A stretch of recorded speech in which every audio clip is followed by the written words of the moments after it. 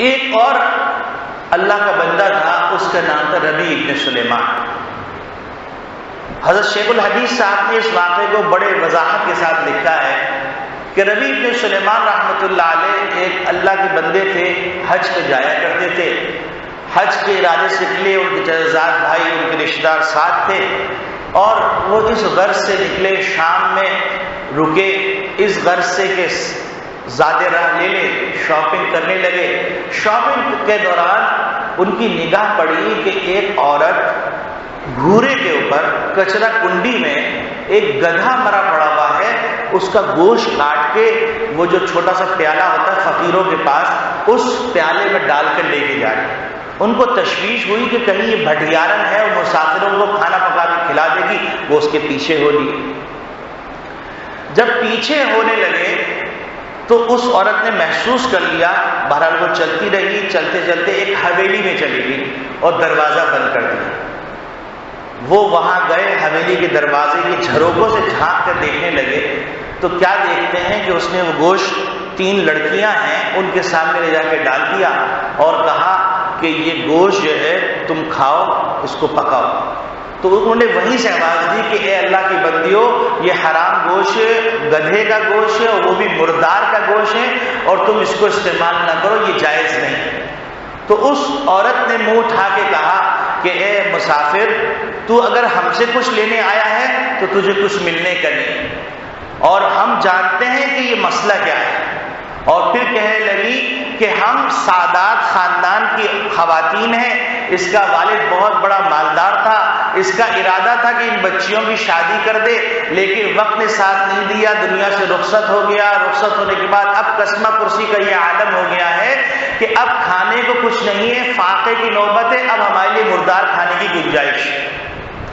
ربیع بن سلیمان کے دل پہ چوٹ لگی، واپس آئے شام میں جہاں پر ٹھہرے تھے، وہاں پر واپس آنے کے بعد انہوں نے 500 درہم کے آٹا غلہ خریدا اور کچھ پیسے کھلے لیے، کچھ کپڑا لیا اور پیسے غلے کے اندر رکھے، اور اپنے چچزاد بھائی سے کہا میں اس سال حج پہ نہیں جا رہا۔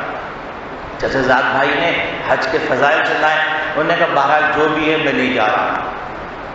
آج کے زمانے میں تو حج آسان ہے، پہلے قافلوں کے ذریعے سے حج میں جاتے تھے، تو وہ وہاں پر چلے گئے، جانے کے بعد وقت گزرتا رہا اور اس نے دے دیا، تو ان عورتوں نے ان بچوں نے خوب دعائیں دی، وہ واپس آ گئے، قافلے چلے گئے، اور پھر کچھ عرصہ گزرنے کے بعد ان کو خیال آیا اور تکلیف کے حج رہ گیا اس سال، بڑے غمزدہ بڑے افسردہ، اور وہاں سے تشریف لائے۔ جب قافلے آنے لگے تو انہوں نے کہا چلو قافلے والوں سے جا کے ملتے ہیں، دعا کی درخواست کرتے ہیں۔ اب قافلے والوں سے جا کے ملے اور ان سے کہا کہ میرے لیے دعا کرنا، ایسے بد نصیب کے لیے دعا کرنا جو دہلیز پہ پہنچ کر حج کے لیے نہیں آ سکا۔ انہیں کیسی بات کر رہے ہو، تم عرفات میں ہمارے ساتھ نہیں تھے، تم ہمارے ساتھ مینا میں نہیں تھے؟ تو ان کو حیرت ہوئی، یہ کیا بات کر رہے ہیں۔ وہ قافلہ گیا، پھر ان کے رشتہ داروں میں قافلہ آ گیا، قافلہ آ گیا تو قافلہ آنے کے بعد انہوں نے قافلے والوں نے پھر اس بات کا تذکرہ کیا، انہوں نے دعا کی درخواست کی، کیسی بات کر تم طواف نہیں کر رہے تھے؟ پھر ایک آدمی آیا کہ ربیع بن سلیمان کون ہے؟ انہوں نے کہا میں ہوں۔ کہنے لگے بھائی روزے اقدس پر سلام پیش کر رہے تھے، رس زیادہ تم نے مجھے تھیلی دی تھی، یہ تھیلی اپنی رکھو امانت۔ تو وہ کہنے کہ میں نے زندگی میں کبھی یہ تھیلی دیکھی نہیں تھی، تو تھیلی دیکھی تو اس پہ مہر لگی ہوئی تھی اور لکھا ہوا تھا من عاملنا ربیحا، جو ہم سے معاہدہ کرتا ہے، جو تجارت کرتا ہے وہ فائدے میں رہتا ہے۔ ربیع بن سلیمان حیران ہو گئے کہ یہ ماجرا کیا ہے۔ اسی شش و پنج میں واپس گھر آ گئے اور گھر آنے کے بعد اپنی رات کے معمولات پورے کیے، سو گئے تو زیارت ہوئی نبی اکرم صلی اللہ علیہ وسلم۔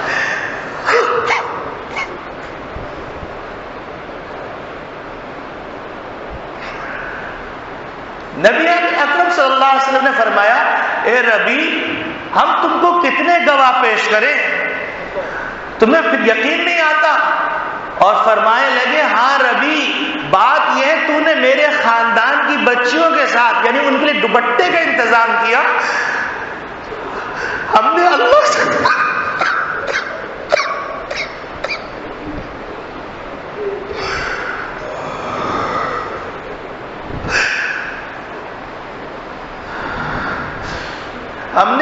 سے درخواست کی، اللہ رب العالمین نے ہماری درخواست سنی اور ایک فرشتہ تیری شکل میں پیدا کیا ہے اور قیامت تک وہ تیری طرف سے حج کرتا رہے گا. اور نبی کریم صلی اللہ علیہ وسلم نے فرمایا من عامل الربیع، جو ہم سے تجارت کرتے ہیں فائدہ ہی اٹھاتا ہے. مسلمانوں اللہ سے تجارت کر لو، اللہ کے رسول سے تجارت